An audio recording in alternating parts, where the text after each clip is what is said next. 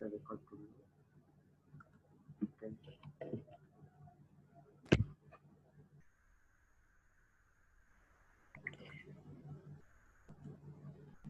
Ya.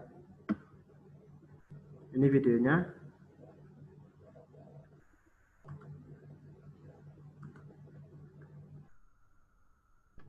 Oke, di layar kalian sudah terlihatkah sebuah videonya? Atau belum?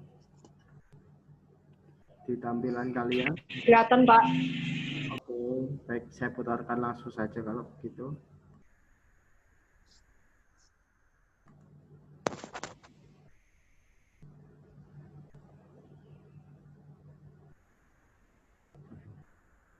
Agak loading.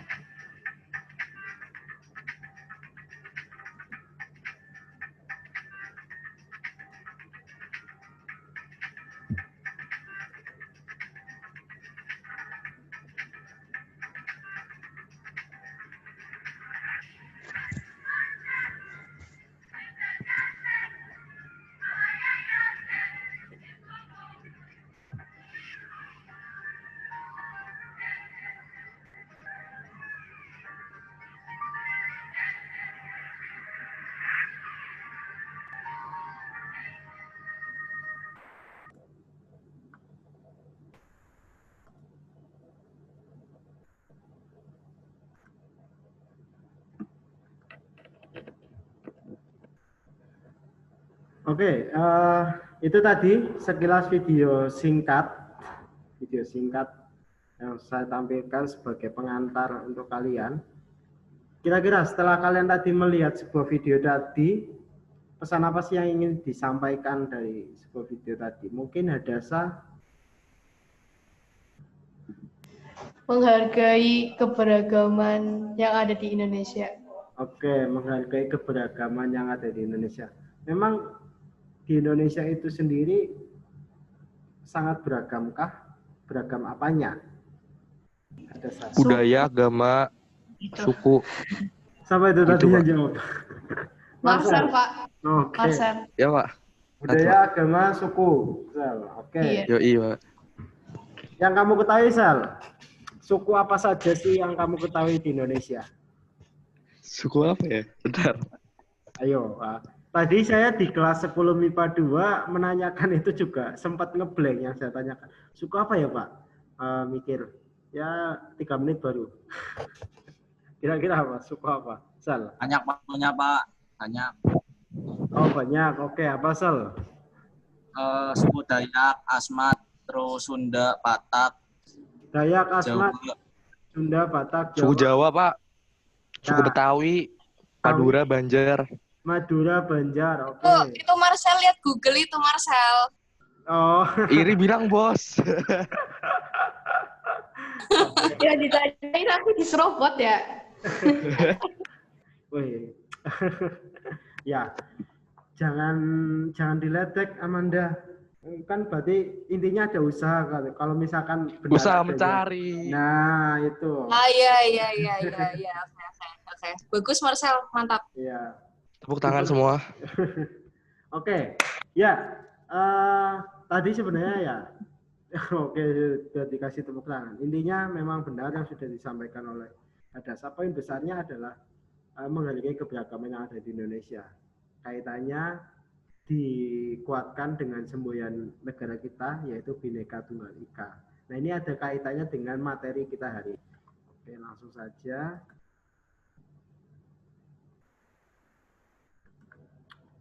Ya. Bentar. Yap, ini dia.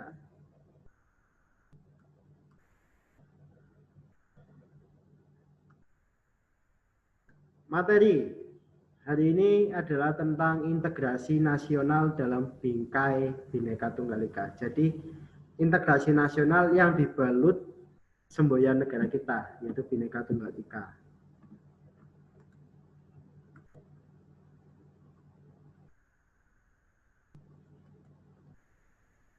Tujuan dari dipelajarinya materi ini adalah yang pertama, nanti ini langsung saya skip saja. Intinya diharapkan nantinya ketika kalian sudah mempelajari materi ini, kalian bisa lebih mensyukuri nilai-nilai yang membentuk komitmen integrasi nasional. Terus kemudian menunjukkan sikap kerjasama dalam rangka mewujudkan komitmen integrasi nasional. Mengidentifikasi faktor-faktor apa saja yang membentuk integrasi nasional. Dan terakhir, mendemonstrasikan faktor-faktor pembentuk integrasi nasional dalam bingkai Bhinneka Tunggal Ika.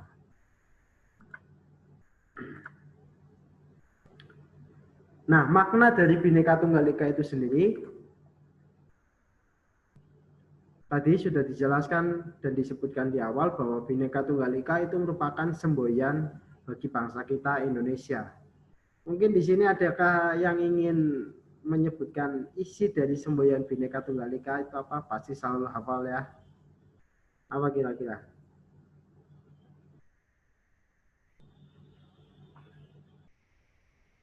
Marshal kecil, ada ya tadi kayaknya Marshal kecil.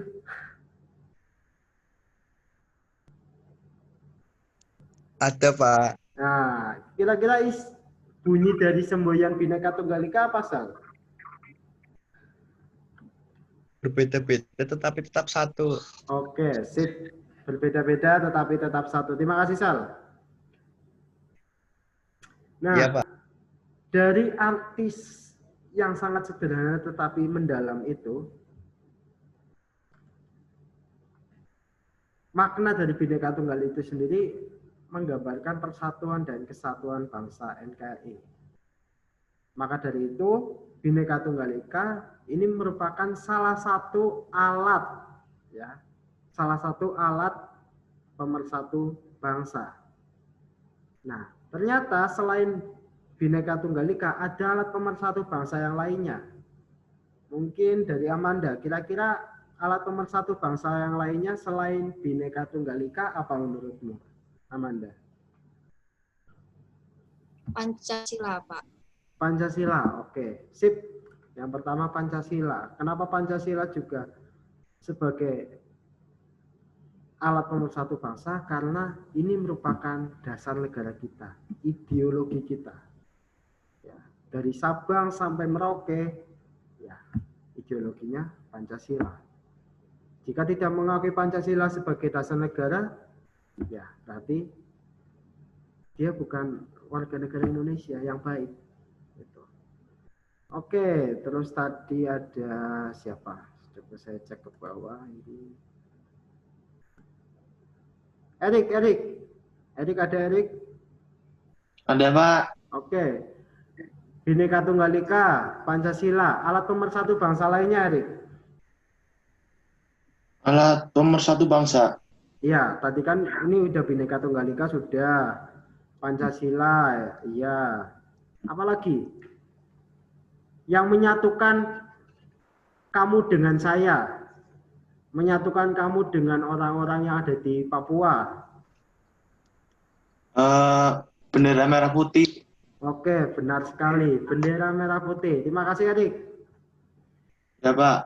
Ya, yang kedua alat pemersatu yaitu bendera merah putih. Ini merupakan bendera kebangsaan kita. Selanjutnya, Julius Felino. Apa, Fel?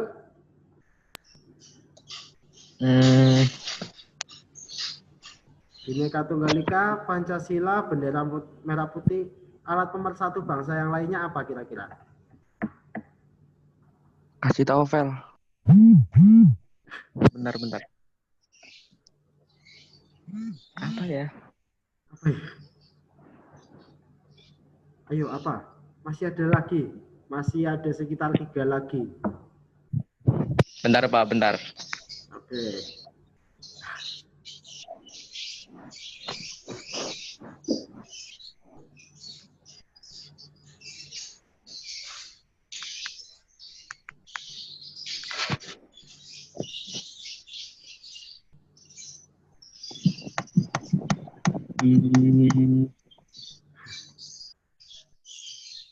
Bahasa Indonesia. Bahasa Indonesia.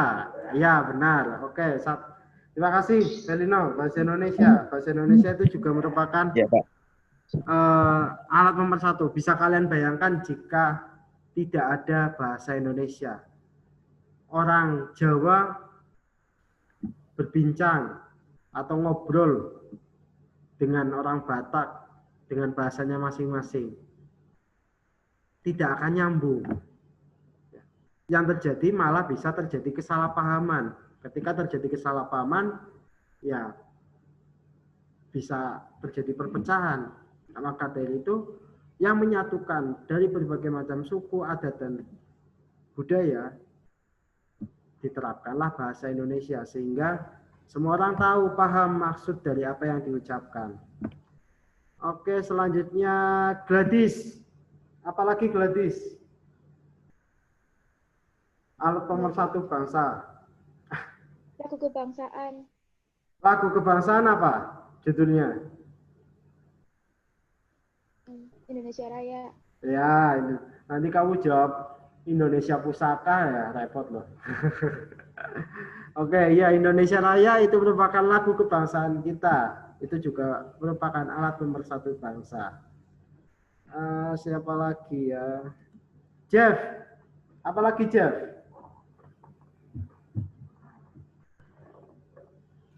Lambang negara burung Garuda. Ya, benar. Lambang negara burung Garuda itu juga merupakan alat nomor 1 bangsa. Ini kita lihat satu persatu. Tadi bahasa Indonesia sudah dijawab oleh Belino. Terus kemudian burung Garuda oleh Jeff. Dan terakhir Indonesia Raya yang merupakan lagu kebangsaan. Nah, ini adalah alat pemersatu bangsa kita selain Bhinneka Tunggal Ika. Nah, kemudian kita akan melihat aktualisasi pemahaman nilai-nilai dari Bhinneka Tunggal Ika itu sendiri. Aktualisasinya ada apa saja? Di dalam semboyan Bhinneka Tunggal Ika itu terdapat nilai-nilai yang terkandung di dalamnya, yang perlu dipahami, dikembangkan, dan diimplementasikan. Artinya diterapkan di dalam kehidupan sehari-hari. Kenapa ini perlu dan wajib? Kalau menurut saya, wajib. Karena dengan kita bisa mengaktualisasi, menerapkan nilai-nilai yang terkandung di dalam Bhinneka Tunggal Ika itu sendiri, tujuan akhirnya nanti bisa meminimalkan ancaman yang dapat mengganggu keutuhan NKRI. Jika semua masyarakat Indonesia bisa menjalankan ini, wah, sangat damai sekali bangsa negara kita. Ya. Nah, sekarang kita akan melihat aktualisasi dari nilai-nilai yang ada di Bhinneka Tunggal Ika itu sendiri di berbagai bidang. Yang pertama di bidang politik.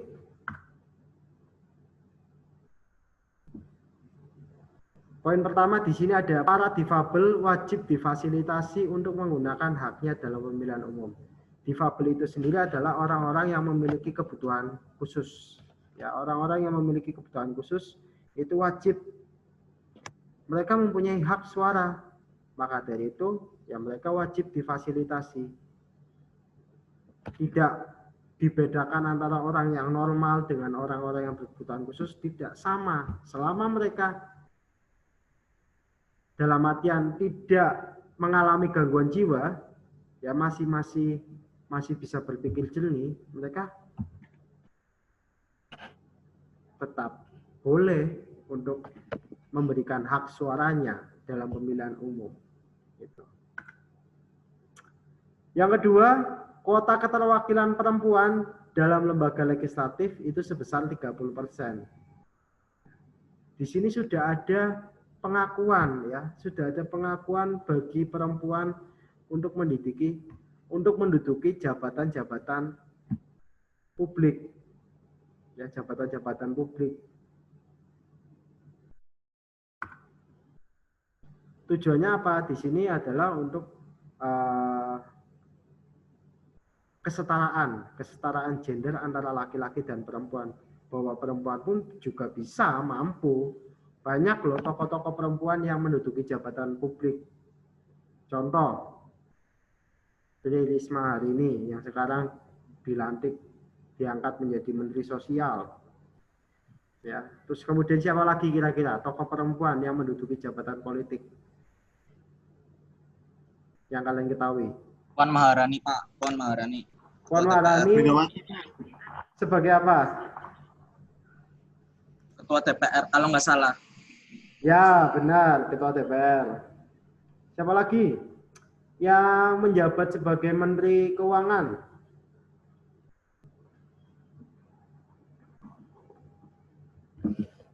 Ada Ibu Sri Mulyani, terus kemudian ada Ibu Retno Marsudi. Banyak sekali perempuan-perempuan yang menduduki jabatan-jabatan publik. Berarti kan mereka mampu menjalankan.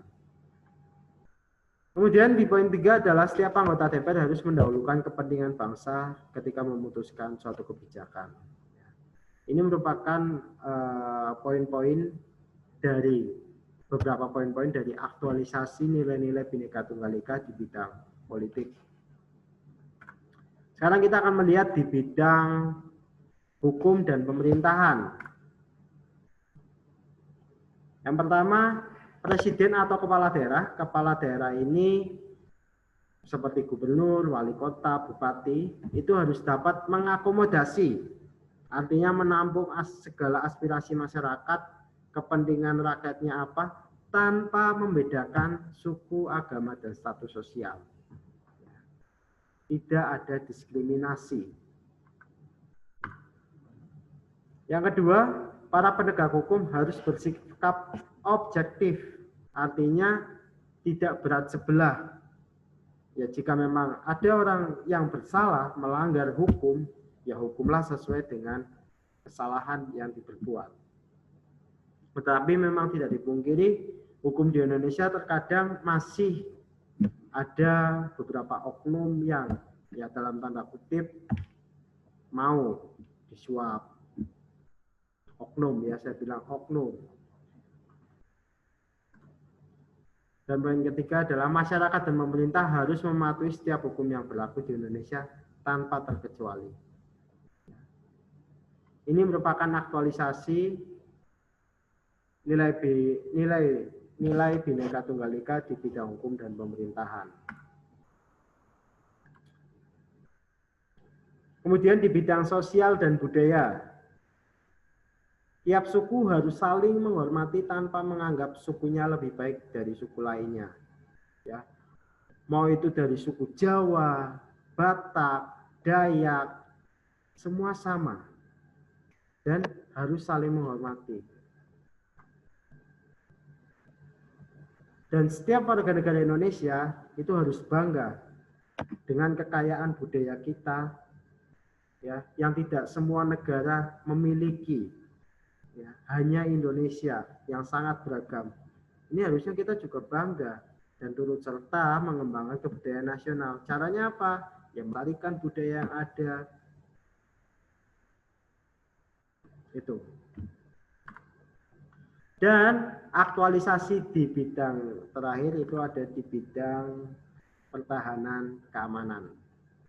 Aktualisasi nilai Bhinneka Tunggal Ika di bidang pertahanan dan keamanan. Yang pertama, setiap WNI wajib memiliki sifat bela negara. Setiap unsur TNI atau Polri menjadi pengayom seluruh lapisan masyarakat tanpa diskriminasi. Ya, tidak adanya diskriminasi. Dan terakhir, setiap individu dan masyarakat turut serta menjaga keamanan lingkungan sekitarnya. Nah, itu tadi poin-poin yang bisa kita lihat, beberapa diantaranya penerapan nilai-nilai Bhinneka Tunggal Ika itu sendiri di berbagai bidang. Sampai di sini apakah ada pertanyaan? Silakan.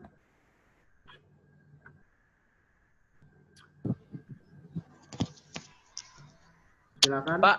Ya. Pak. Atas nama Nanti siapa? materi dibagi ke sedeba, Pak. Ah? Kris deh bang. Oh, Kris, ya gimana Kris? Nanti materi dibagikan pak. Oh, untuk Bagi di materi ini, classroom. ya, untuk materi ini nanti saya bagikan beserta Di dengan, classroom. iya, nanti beserta Oh. dengan tugas yang ada, ya. Nanti di akhir pembelajaran ini ada tugas dari saya. Silakan dicermati dengan baik. Tugasnya dikerjakan di dalam buku catatan. Ada sekitar 4 soal dalam bentuk ya analisa seperti semester kemarin. Nanti ada sebuah video saya cantumkan di situ. Itu. Oke, makasih pak. 1 minggu cukup ya? Cukup pak, cukup. Yang Cukup. lainnya? Cukup pak. Atau mau 1 hari ini dikumpulkan nanti sore? Jangan Pak, seminggu aja Pak. 1 minggu. Seminggu. Ya tapi Seminggu bohong. aja. Aja pak. Ya. Kalau misalkan 1 minggu masih telat pengumpulannya gimana? Tambah 1 hari lagi. Kiranya kosong. Hah? Udah penilai. Resiko ditanggung penumpang berarti ya? Iya Pak. Oke ya. Oke ya. Oke itu. Langsung lanjut ke tidak ada pertanyaan ini terkait dengan aktualisasi nilai-nilai Bhinneka Tunggal Ika. Nggak ada Pak. Cukup jelas? Cukup Pak, cukup jelas. Oke, baik langsung ke slide berikutnya. Nah, kalian tadi sudah melihat terkait Bhinneka Tunggal Ika itu sendiri, sudah sangat paham lah.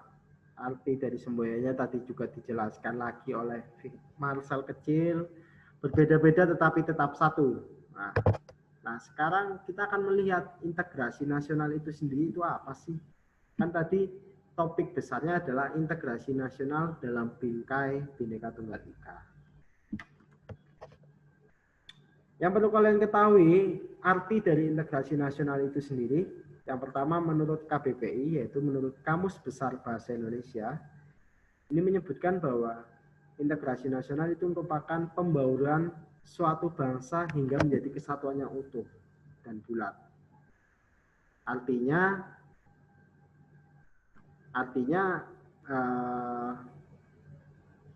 ada gabungan-gabungan dari kelompok-kelompok kecil menjadi besar, menjadi utuh dan bulat. Secara sederhananya gambarannya seperti itu.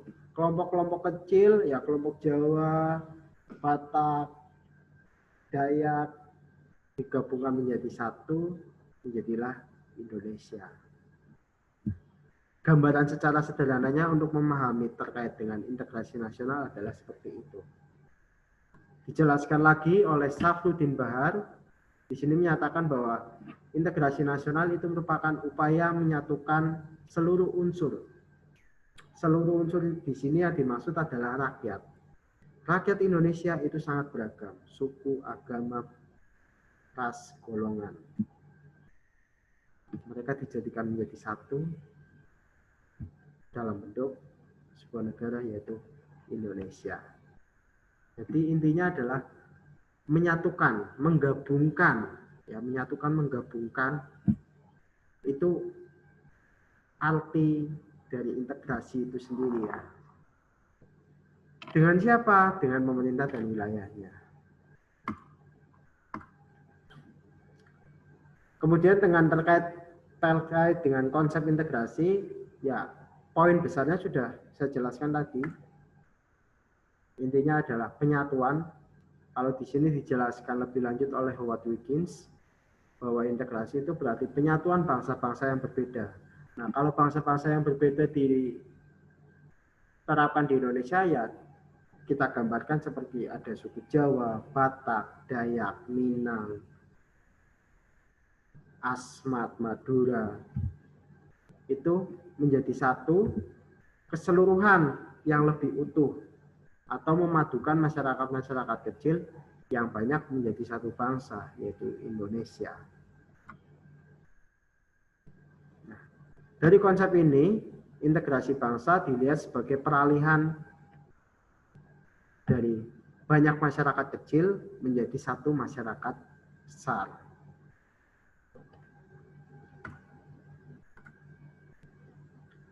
Nah, ternyata untuk terwujudnya suatu integrasi itu ada syarat yang harus dipenuhi. Nah, syarat-syarat terwujudnya integrasi ini disebutkan oleh William F. Ogden dan Meyer Nivkov ada 3 poin yang penting. Yang pertama, anggota masyarakat merasa saling berhasil mengisi kebutuhan-kebutuhan di antara mereka. Jadi mereka saling tolong-menolong, melengkapi.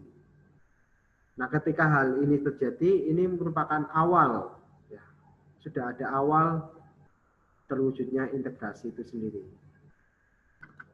Kemudian, yang kedua, masyarakat selain saling berhasil mengisi kebutuhan di antara mereka, masyarakat juga berhasil menciptakan kesepakatan bersama mengenai aturan dalam bentuk norma dan nilai-nilai sosial yang nantinya akan dijadikan pedoman.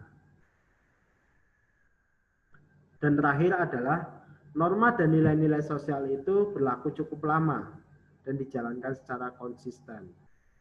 Ketiga poin ini saling berkaitan. Tidak bisa hanya ada 2, enggak. 3 poin ini harus ada. Sehingga integrasi yang diimpikan itu bisa terwujud.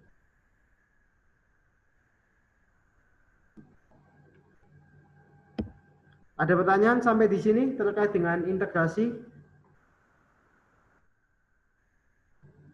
Cukup jelas? Jelas, Pak. Amanda gimana? Jelas, Pak. Oke, baik. Sekarang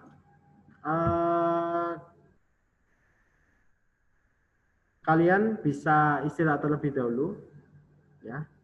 Bisa istirahat terlebih dahulu. Nanti silakan bergabung kembali di dalam Zoom ini melalui alamat yang sama tadi, link yang sama di Classroom. Nanti masuk lagi di Classroom mulai pukul 10:15 menit, 10.50 ya. 10.50 silakan masuk lagi bergabung ke Zoom. Ini ya. Cukup jelas? Jelas, Pak. Oke. Pak. Baik, kalau begitu Jelas banget. bisa meninggalkan terlebih dahulu, istirahat dulu, minum-minum dan sebagainya. Nanti 10.50 kita mulai lagi.